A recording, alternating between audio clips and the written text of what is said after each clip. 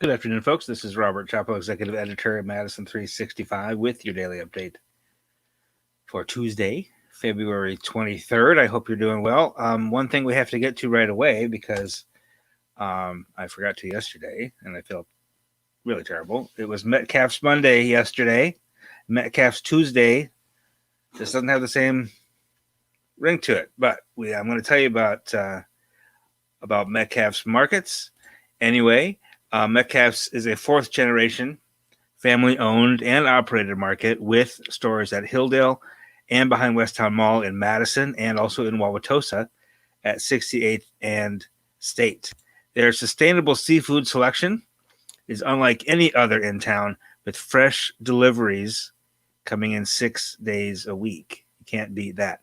And you can order for pickup or delivery at shopmetcalfes.com anytime because they genuinely care about your safety and keeping this pandemic thing under control. So they made that very easy for everybody, and we appreciate their support of Madison 365. Now, the COVID situation overall is still looking okay today. That's about the best we can ever hope for, is things looking okay, right? As we limp through these, hoping we're pushing through these final stages of this thing. I hate to jinx it, but that's what it feels like. It's not over yet.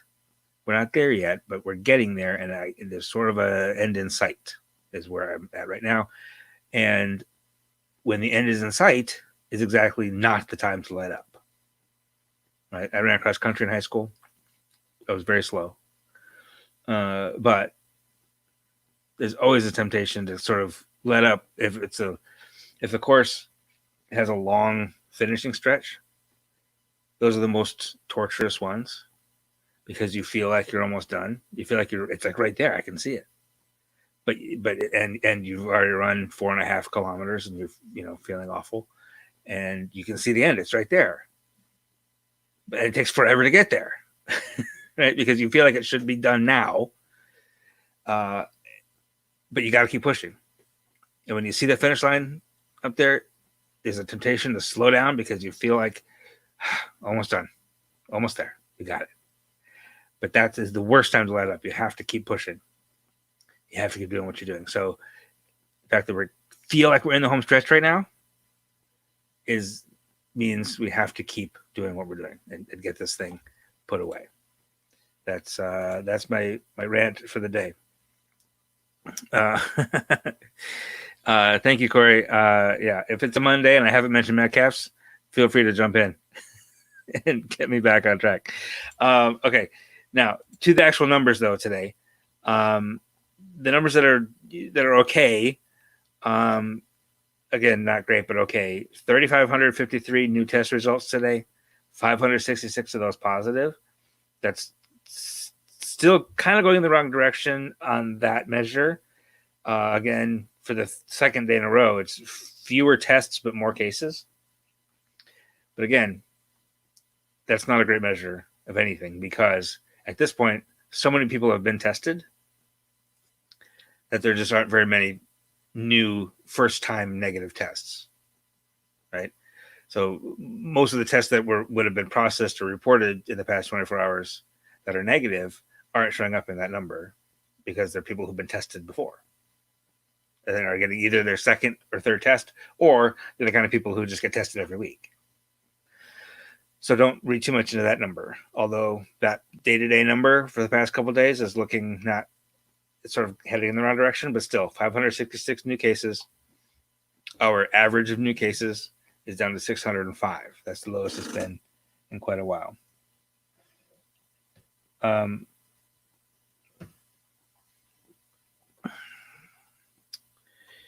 The number of active cases now is another good piece of good news. That's down to 8,526. That's active in the very loose definition of the way the state does active, which is to say diagnosed in the past 30 days. That's about 1.5% of all the cases. So that's a good number, right? That's definitely headed in the right direction. The other number that's good is the positive test rate of the past 7 days. That's a 2.6, which is the same as yesterday.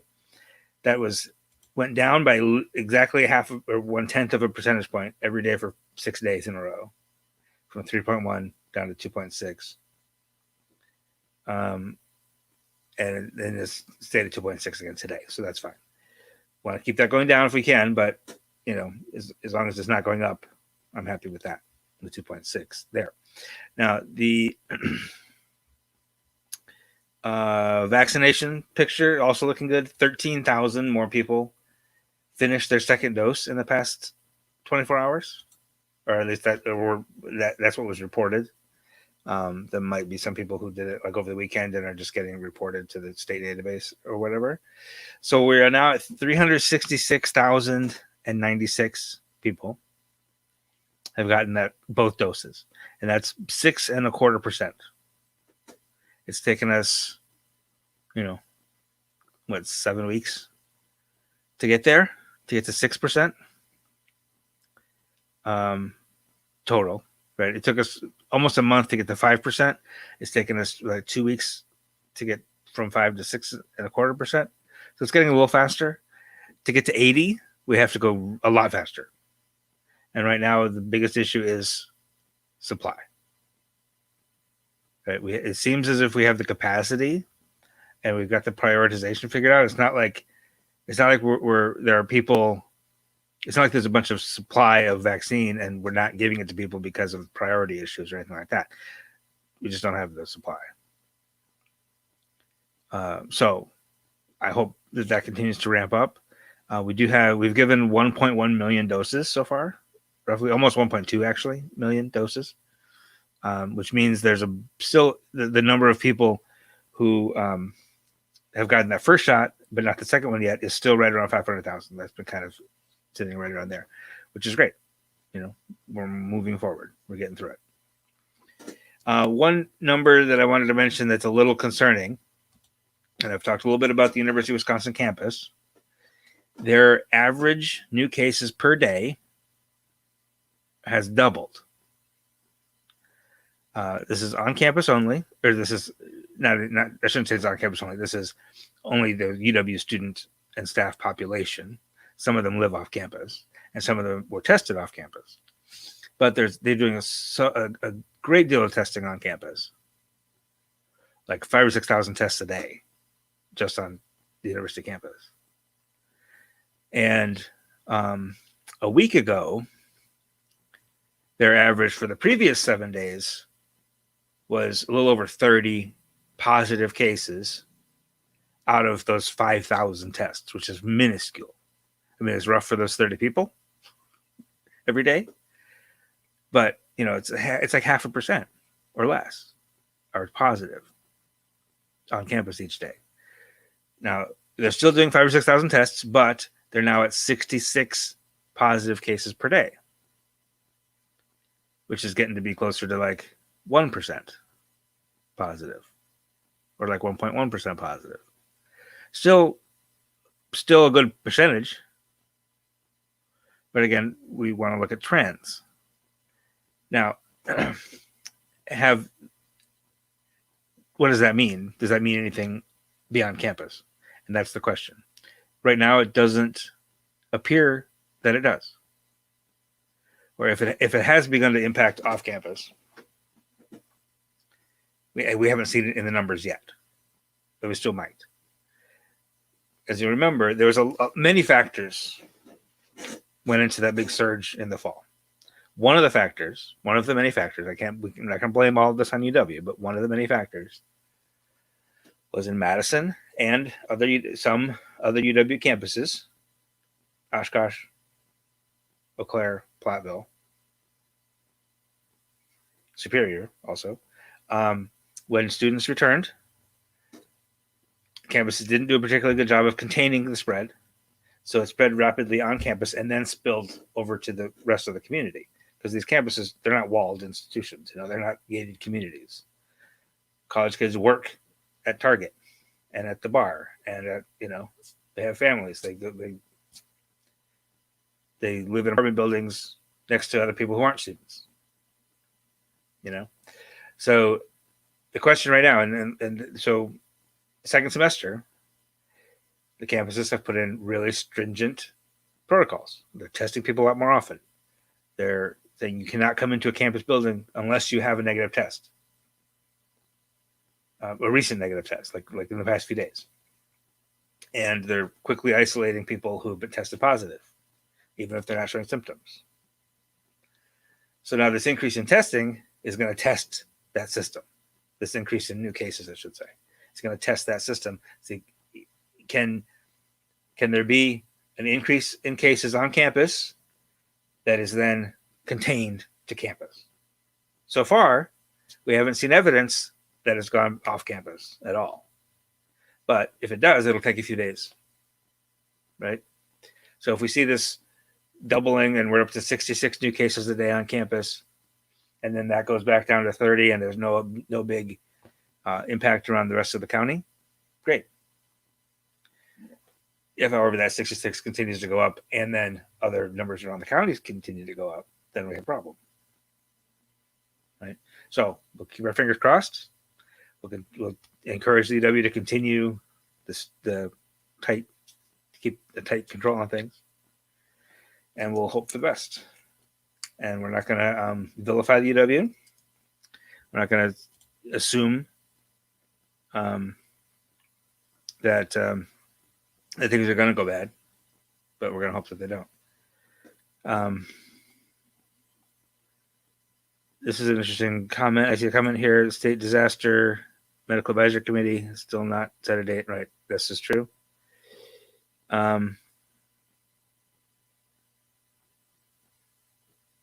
Yep. This is I would take a look at this petition. Sign it if you want to. Don't sign it if you don't want to. But this is an interesting conundrum, right?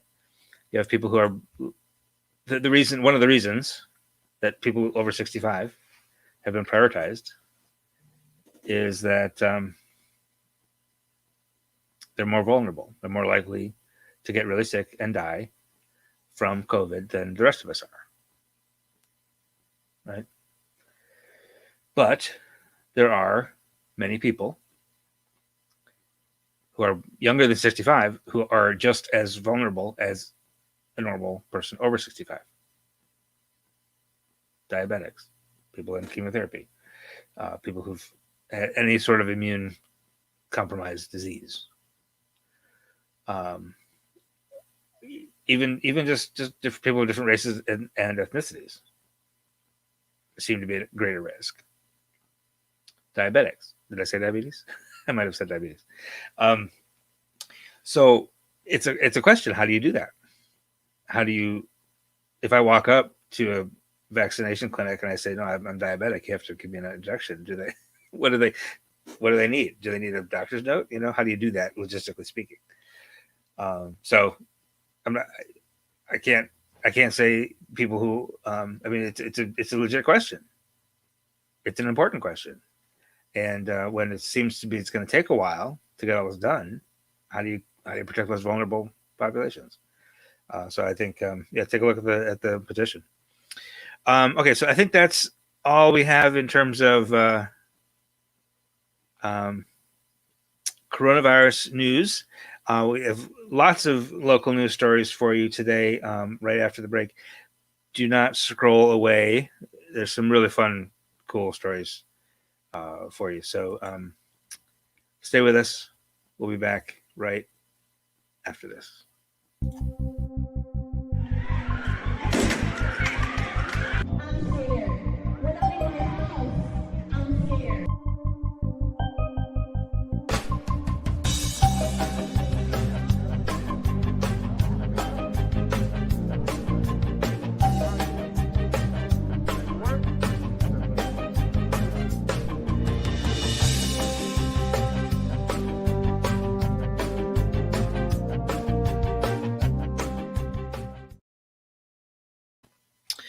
All right, today we have a story that I just put up this afternoon on the Dynamic Badgerettes, which is a dance team that grew out of an older dance team called Crush and All Force. It's run by the Madison Urban Arts Initiative, and Clyde Mayberry is the founder and director of that. And it's an urban arts thing. It's dance, but it's also a lot more than that. A lot of these kids rely on the dance studio as kind of a community center, right? And so it's really important in their lives. And they just moved into a much bigger new studio last year, February, month before the COVID thing hit.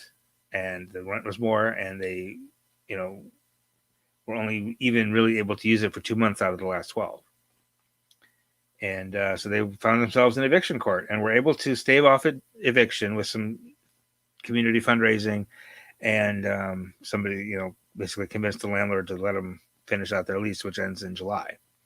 But in the meantime, they're continuing to grow. They've still got more kids signing up. And they're looking to, get out of the renting game and just buy their own studio. And the board has their eye on a couple of properties that'll be better suited as a dance studio than their current situation, which, by the way, has a concrete floor, which is not quite appropriate for dance.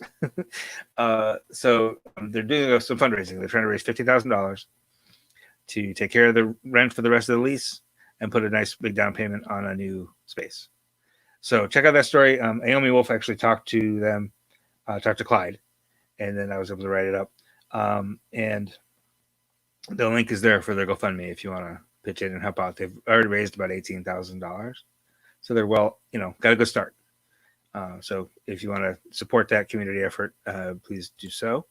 Also today we learned that the 100 Black Men of Madison is getting a $15,000 grant from Spectrum, the cable company, the technology company, specifically to connect young African Americans with technology for school and education purposes. There's going to be an event tomorrow night, a virtual event where Lieutenant Governor Mandela Barnes will be the special guest, and they'll present that grant. Ashley Thomas is our 12 rounds subject this week. This is 12 rounds with Henry Sanders. That he asked 12 questions and she answered them. And this is a weekly thing we're doing now. Several years ago, we used to do something called 12 on Tuesdays. We're just basically reviving that. And it's six of the same questions for everybody, and then 6 questions tailored to each person. And some of them are profound and insightful. Some of them are more light. So Ashley played for the Wisconsin Badgers basketball team for 4 years and is now the executive director of Hope Street Ministry in Milwaukee. So Henry asked her about her faith, about how sports prepared her for a challenging career, about why in the world she's a big Taylor Swift fan, the really important issues. But it's a really fun interview to read. So give that a look. It's on the website right now, Madison365.org. Also, on the website this morning, I got a chance to talk to Arvina Martin yesterday. She's a Madison City Council member and a member of the Ho-Chunk Nation. And she has put together this event this coming Friday. And they did a dry run over the weekend. But basically, they've revived this ancient game, this game called Snow Snake, which has been played by Indigenous people for at least 500 years, all across the sort of where there is snow in North America. So a lot of the Iroquois territory, Canada, New York, sort of the Midwest, Great Lakes region. So Oneida, Seneca people, Ho-Chunk people, and Arvina saw this on Facebook a couple years ago and was like, I've never seen this. Why can't we do this? So she got Bill Quackenbush from the Ho-Chunk Nation Cultural Preservation Office to come down and build this ramp. It's a very simple idea. You have this big long ramp here made of snow, right? And you have this stick. And some of them are just broomsticks, and some of them are really ornately decorated sticks, just for this purpose. And you basically throw that stick down that tube and see how far you can get it to go. And because it's snow and it's lumpy and curvy, it actually looks like a snake going down through there. And it sounds like tremendous fun. And they had a lot of fun doing it. This is at Warner Park on Madison's north side. So they had a lot of fun doing it this past weekend. Bill Quackenbush is actually going to be here on Friday from 3 to 6, and they're going to do 3 different 45-minute sessions where he'll teach you about the history of the game and how to do it, and you get to try it out. And that'll go from 3 to 6 at Warner Park. If you go look at the website right now, Madison365.org, and find the story, there's a link to sign up for one of those classes. Otherwise, I'm sure they won't turn you away if you just show up on Friday. So it's just really, it's just really fun. And that's the news for today. I appreciate your attention and staying with us. And I hope you have a wonderful evening and stay well and safe and get outside. It is beautiful outside today. At least down here around Madison, it's I feel like it's 41 degrees, my phone says. Wow. It was 10 below a week ago. All right, that's all I have for you. Appreciate it. Have a wonderful evening. We'll see you tomorrow. This is 365 Media.